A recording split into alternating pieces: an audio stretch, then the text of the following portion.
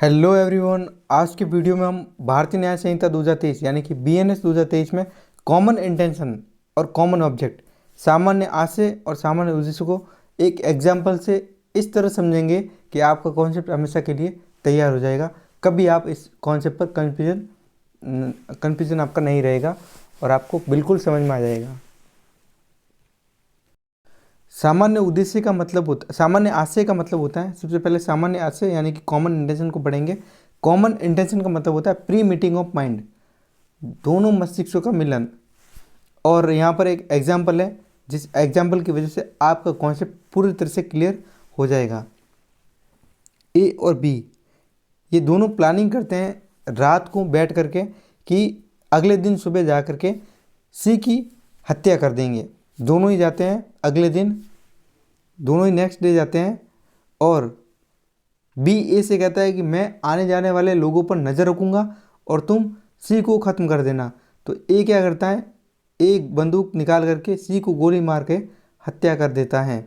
यहाँ पर एक्ट कर रहा है ए, सी की हत्या भी ए कर रहा है, लेकिन बी क्या कर रहा है, नज़र रख रहा है आने जाने वाले लोगों पर। तो यहाँ माना जाएगा कि दोनों का इंटेंशन एक ही है, सी की हत्या करना। भले ही बी एक्ट नहीं कर रहा है, लेकिन फिर भी दोनों को लायबल किया जाएगा, पनिश किया जाएगा मर्डर के लिए। सी के मर्डर के लिए दोनों को पनिश किया जाएगा, क्योंकि दोनों ने ही कॉमन इंटेंशन के फर्दरेंस में यानी कि सामान्य आशय को अग्रसर में दोनों ने ही कार्य किया है, सी की हत्या कारित की है। तो इस एग्जाम्पल से आपको समझ में आ गया होगा कि प्री मीटिंग ऑफ माइंड है, कॉमन इंटेंशन है। तो अगर एक्ट कोई एक भी कर रहा है दोनों में से, तब भी दोनों को ही पनिश किया जाएगा।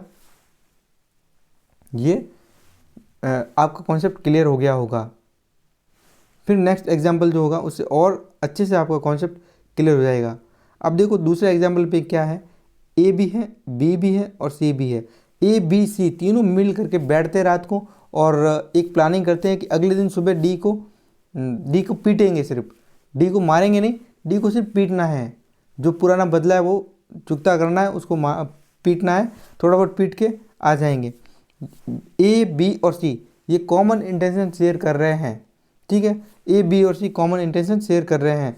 अगले दिन जाते हैं और ए क्या करता है, ए डी को एक गुस्सा लगाता है,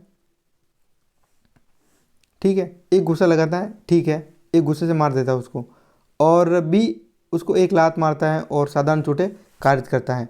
लेकिन सी उस वक्त बंदूक निकालता है और डी को मार देता है। अब ए और बी कहते हैं ये क्या किया, हम मारने के लिए नहीं आए थे, हम तो सिर्फ पीटने के लिए आए थे। तो यहाँ पर ये देखा जाएगा कि सी ने कॉमन इंटेंशन बी के साथ, ए और बी के साथ में शेयर नहीं की, तो सी ही सिर्फ पनिश होगा। सी को ही पनिश किया जाएगा डी के मर्डर के लिए। ए को एक गुस्से के लिए पनिश किया जाएगा यानी कि साधारण चोट के लिए, और बी को भी साधारण चोट के लिए लायबल किया जाएगा, पनिश किया जाएगा। तो यहाँ पर ए और बी की कॉमन इंटेंशन एक थी, लेकिन सी के साथ में कॉमन इंटेंशन शेयर नहीं की थी, इसलिए सी डी के मर्डर के लिए अकेला ही चार्ज किया जाएगा, पनिश किया जाएगा। तो आपको ये बात ज़रूरी समझ में आ गई होगी कि कॉमन इंटेंशन का अपराध बनने के लिए, अपराध तो अपने आप में बनता ही नहीं, ये किसी और धारा के साथ में लगेगा। अगर मान लो सी ने डी की हत्या की, तो हत्या यानी कि 101 बीएनएस में दे रखा है, तो 101 के साथ में सेक्शन लगेगी। तो अपने आप में अपराध का गठन नहीं करती सामान्य से कॉमन इंटेंशन। तो यहाँ पर इस वाले इलस्ट्रेशन एग्जाम्पल नंबर 2 में सी अकेला हत्या कर रहा है, लेकिन ए और बी का इंटेंशन नहीं था, तो ए और बी सिर्फ साधारण चोट के लिए पनिश किए जाएंगे, लेकिन सी हत्या के लिए लायबल किया जाएगा। एग्जाम्पल नंबर 1 फिर से एक बार देख लो। ए और बी प्लानिंग करते हैं रात को बैठ करके कि सी को अगले दिन उसकी हत्या कर देंगे। जाते हैं दोनों और बी नज़र रखता है सिर्फ, और ए सी को मार देता है। ए सी को मार देता है, यहाँ पर बी सिर्फ नज़र रखना है, लेकिन फिर भी दोनों को ही लायबल किया जाएगा, क्योंकि दोनों का कॉमन इंटेंशन एक ही था, सी की हत्या करना। तो ये तो आपका कॉमन इंटेंशन का कॉन्सेप्ट क्लियर हो गया होगा। उसके बाद अब पढ़ते कॉमन ऑब्जेक्ट को। अब कॉमन ऑब्जेक्ट सामान्य उद्देश्य को पढ़ेंगे। सामान्य उद्देश्य अपने आप में एक अपराध है, और ये तब बनता है जब अनलॉफुल असेंबली बनती है। अनलॉफुल असेंबली कब बनेगी, जब या तो वो सरकार या केंद्र या राज्य सरकार को आतंकित कर रही हो, या किसी व्यक्ति के प्रति, शरीर के प्रति अपराध कारित करने के लिए बनाई गई हो, या किसी व्यक्ति की संपत्ति के प्रति अपराध कारित करने के लिए बनाई गई हो। अनलॉफुल असेंबली जब भी बनेगी तब कॉमन ऑब्जेक्ट का अपराध बन जाएगा। देखो यहाँ पर आपके सामने एग्जाम्पल दे रखा है और 5 लोग हैं, ए बी सी डी और ई, ये 5 लोग हैं।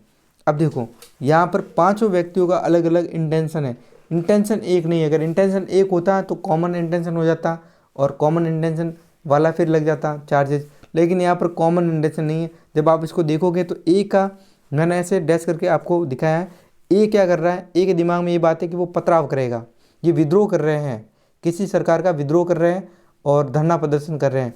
तो ए के दिमाग में क्या है कि वो पथराव करेगा, पत्थरबाजी करेगा। बी के दिमाग में क्या है, वो रास्ते जाम करेगा, सड़कों को ब्लॉक करेगा।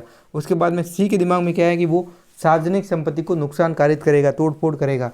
डी के दिमाग में ये है कि वो नारेबाजी करेगा, यानी कि विरोधी नारे लगाएगा। और ई के दिमाग में ये बात है कि वो बिना किसी हिंसा के, अहिंसा के, सिर्फ खड़ा होकर के विद्रोह करेगा, यानी कि विरोध प्रकट करेगा।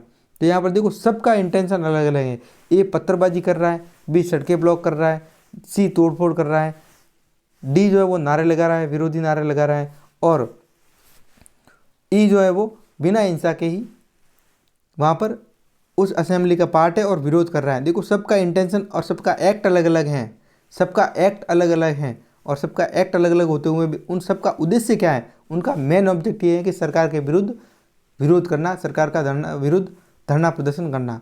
तो इसलिए यहाँ पर उनका ऑब्जेक्ट एक है, भले उनका इंटेंशन अलग अलग हो।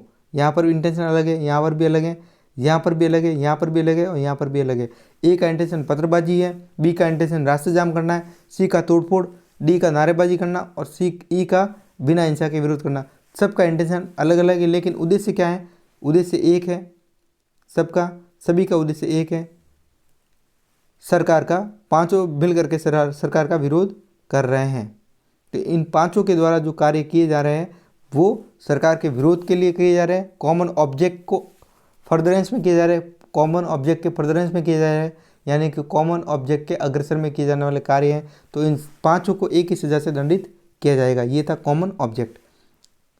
लेकिन कॉमन इंटेंशन के लिए क्या होना जरूरी है, कॉमन इंटेंशन के लिए इन सब के माइंड में, ये जो मैंने यहाँ पर ऐसे करके माइंड को ऐसे बनाया है सांकेतिक तौर पर, यहाँ पर सबके दिमाग में एक ही बात होती है तब कॉमन इंटेंशन लग जाएगा। लेकिन अगर सबके दिमाग में अलग अलग बात है और उद्देश्य है तो कॉमन ऑब्जेक्ट लग जाएगा।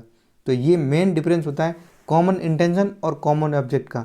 कॉमन ऑब्जेक्ट अपने आप में अपराध का गठन करता है और कॉमन ऑब्जेक्ट के लिए अनलॉफुल असेंबली का बनना बहुत ज़रूरी है। अनलॉफुल असेंबली बनती है तब जाकर के कॉमन ऑब्जेक्ट का जो है वो अपराध घटित हो जाता है। और कॉमन इंटेंशन जो है वो उसके लिए ज़रूरी नहीं कि वो अपने आप में अपराध का गठन करे, लेकिन उसके लिए प्री मीटिंग ऑफ माइंड का होना ज़रूरी है। लेकिन यहाँ पर सामान्य उद्देश्य में प्री मीटिंग ऑफ माइंड नहीं है। तो दोनों एग्जाम्पल से आपका कॉन्सेप्ट क्लियर हो गया होगा।